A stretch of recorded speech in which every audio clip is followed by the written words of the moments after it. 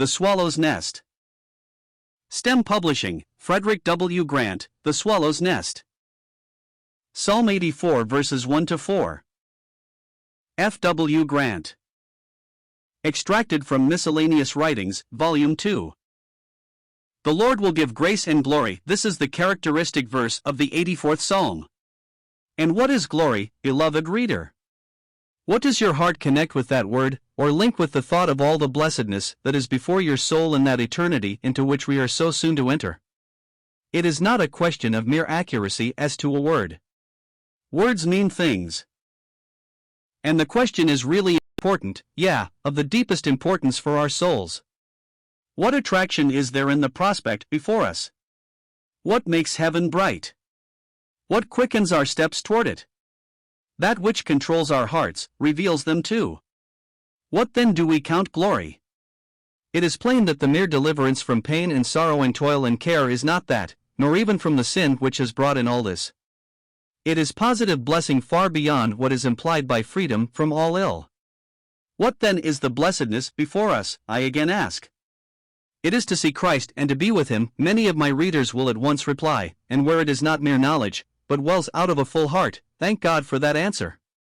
Closely connected it is, moreover, with the true thought of glory. Glory is divine display. In His temple doth every one speak of His glory. Psalms 29 verse 9. Or, as it should be rather, doth every one say, glory. It is to the tabernacle, not the temple, that the psalmist refers, but whether tabernacle or temple, in the place of God's presence gold covered everything. From the Ark of the Covenant to the boards over which hung the beauteous curtains, and even in the curtains themselves, gold shone everywhere. Outside, in the court, the brazen laver and the brazen altar had their place. Inside, there was no brass, but only gold. Gold has, I believe, its interpretation given us by the Apostle, where, speaking of the golden cherubim overshadowing the mercy seat, he calls them the cherubim of glory. The aptness of the figure, one would think, should strike one at a glance, much more so when we consider the things themselves which were made of gold, or which it covered. All these were Christ, and Christ in that which is His distinctively, the manifestation of God to man. His glory is just Himself displayed. You cannot put glory on Him no other light can be made to shine. All true light is Himself, for God is light. When we speak of God seeking His own glory, or glorifying Himself, what do we mean by it? If a man seeks his own glory, it is pride or selfishness that acts in him, and do not the thoughts even of God's people sometimes almost confound man's thought in this with God's, however much they would abhor the inference? But as God is the opposite of fallen man in all things, so it is here. Man in seeking his own glory claims and craves, but God in seeking His but loves and gives, for His glory is Himself displayed, is the blessing of His creatures, His glory is His goodness. What the angel's words unite is pledged by the babe born in Bethlehem, never to be sundered, glory to God in the highest, and on earth peace, good pleasure in men. Can we add, indeed, to His infinite riches? Does He whose are the cattle upon 1,000 hills demand our sacrifices, because He is hungry?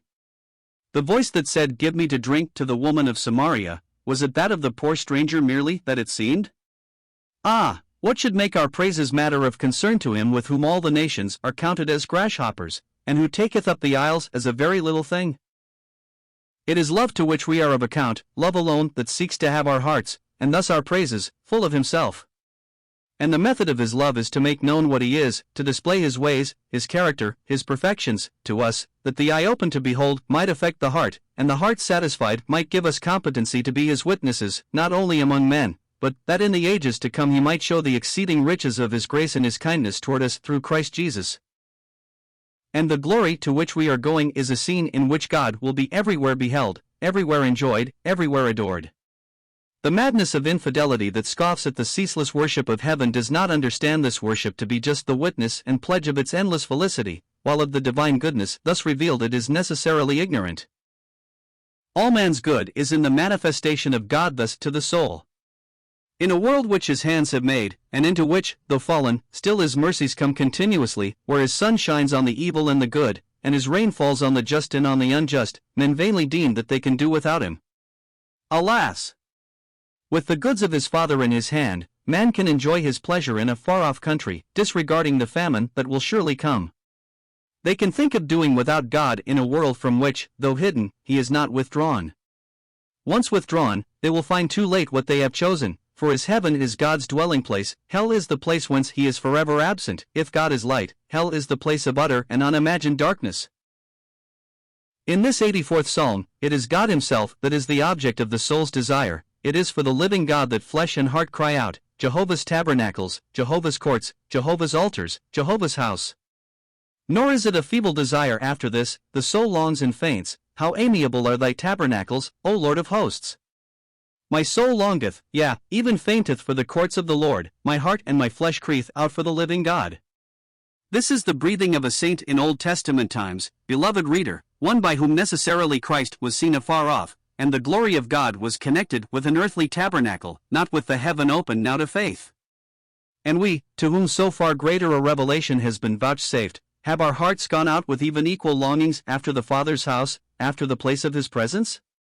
Is this indeed the glory for which we yearn as we rejoice in hope of the glory of God? That expression, the living God, gives a connection with the second part of the psalm, which speaks of the way by which the end here contemplated is reached. As for Israel the way to Canaan was through the wilderness, so for us also our inheritance is similarly reached. And our wilderness, as theirs, barren sand and rock though it be, has yet for faith its harvests. How glorious to see, in the glister of the morning dew, the manna, the mighty's meat! How wonderful to see the flinty rock pour forth water! How blessed from day to day to realize in the constant guidance of the cloud and fire, the tender care of the Lord their shepherd! For us, how much more blessed to see in all these things the shadows of which we have the substance! In all these, the living God it is who is discovering Himself to us, the God who, unlike the gods of the heathen, has eyes to see, and ears to hear, and heart to feel for us, and strong arm to save. The wilderness has thus its harvest of rich experiences stored up for that time in which He who to His rest shall greet thee greets thee with a well-known love. Guided by His hand, watched over and tended by His unfailing goodness, a heart that realizes it all longs after Himself. And this one thing lacking in our cup of blessing gives us the character of pilgrims, not carried on simply by the resistless stream of time, but oared forward by their hearts, by the faith which is not alone the evidence of things unseen, but also the substance of things hoped for. And thus the path of the just becomes as the shining light, which shineth more and more unto the perfect day, the glory awaiting us ever brightening more our path as we approach it. There alone is our home, the place of our affections, the land of rest. Yea, the sparrow hath found a house, and the swallow a nest for herself, where she may lay her young. The sparrow and the swallow are here our emblems, the sparrow, the social bird, the sparrow alone upon the housetop, the perfect figure of desolation, the swallow, the bird of freedom, as its name implies, the restless bird, ever on the wing, but which finds to its place of rest, tamed by the power of love. Thus will heaven be to us, the sparrow's house, the swallow's nest. God has formed us for social affections, and in heaven they shall be fully satisfied. We may be solitary in the wilderness, in heaven never. He who setteth the solitary in families has prepared for us a city.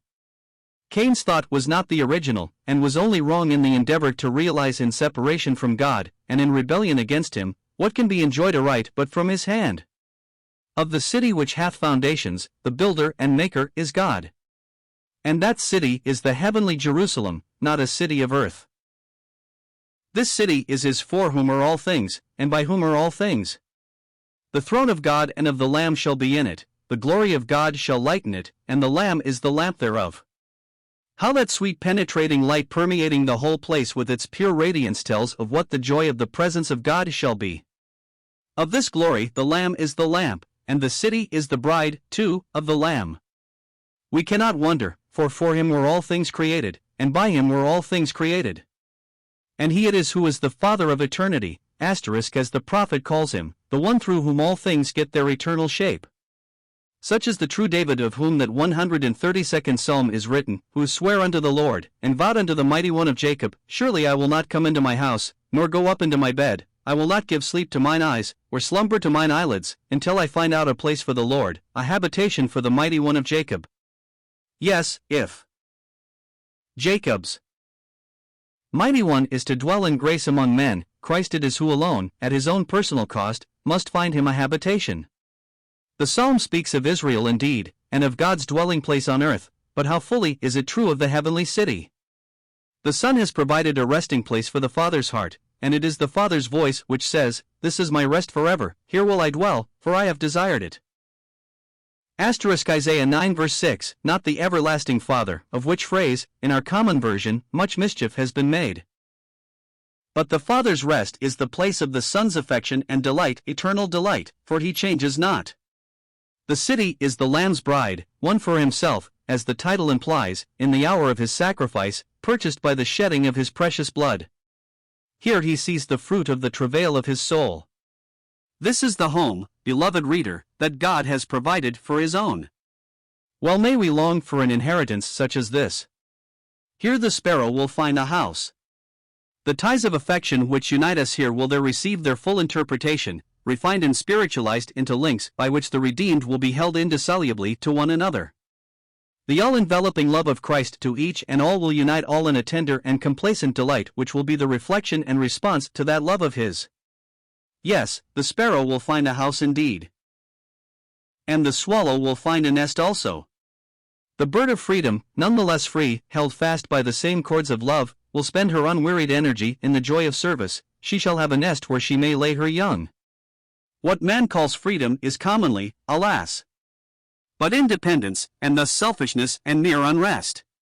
The swallow's restless wing may well be its type. But the swallow serving at the nest is God's image of freedom, and of satisfaction, surely, too. Such service eternity surely will not divorce us from, or we should in one respect fail in likeness to our blessed Lord. He is a servant forever, and service never can be lacking to the kings and priests of God. But this sparrow's house, this swallow's nest, where is it? How strange, at first sight, the answer. Thine altars, O Lord of hosts, my King and my God. Yet this is but the first thought, to which we return, and which puts the seal of perfection on the whole picture. God's altars were two, in those tabernacles to which of course the psalmist refers here. There was the altar of burnt offering in the outer court, the altar of incense in the sanctuary itself. The one was the atonement altar, the other the praise altar. We must look at both. The altar, in every case, is Christ, the altar that sanctifieth the gift. All and every gift could be no other. And it is simple that in him the soul rests, and forever rests. But it is clear that not merely Christ in his own person is intended, but Christ in connection with that of which the altar in its purpose speaks. First, then, the atonement altar calls back our hearts to that which is the basis of all our blessings. If forever we are to enjoy a scene in which our hearts shall find joy multiplied as many times as we shall find others to share with us in it, we shall, then at least, forever realize how this is for us the result of that unequaled sorrow, when the accumulated sins of generations were borne by one solitary man. The blessedness of communion with God and with one another springs out of the forsaking by God of him whom all else had either rejected or forsaken. Upon this foundation shall we build forever, and here will our hearts adoringly and forever rest. The sparrow will find a house. That service of love, too, will it not be the basis of all other service, even as our freedom will be the fruit of his purchase? O Lord, doubtless I am thy servant, and the son of thine handmaid. Thou hast loosed my bonds. Yes, surely, in the altar of sacrifice, the swallow will find her nest. The praise altar is itself the fruit of the altar of atonement, in sign of which, the blood was put upon the horns of it, and this is the altar with which the priests in the sanctuary had to do. Our altar of praise is that upon which our whole life is to be offered, and this in the fragrance of the incense, which is Christ himself. If already our life here, how much more the life to come, of which indeed the present is but the beginning. Blessed are they that dwell in thy house, they will be still praising thee. There we shall rest, where they rest not day or night in the chorus of universal praise. Even now, true service is that, then, it shall be the whole outcome. To me to live is Christ, says the Apostle. The life which I now live in the flesh I live by the faith of the Son of God, who loved me, and gave himself for me. If of Jerusalem below it be true, how much more of the heavenly city shall her gates be called praise? F. W. Grant.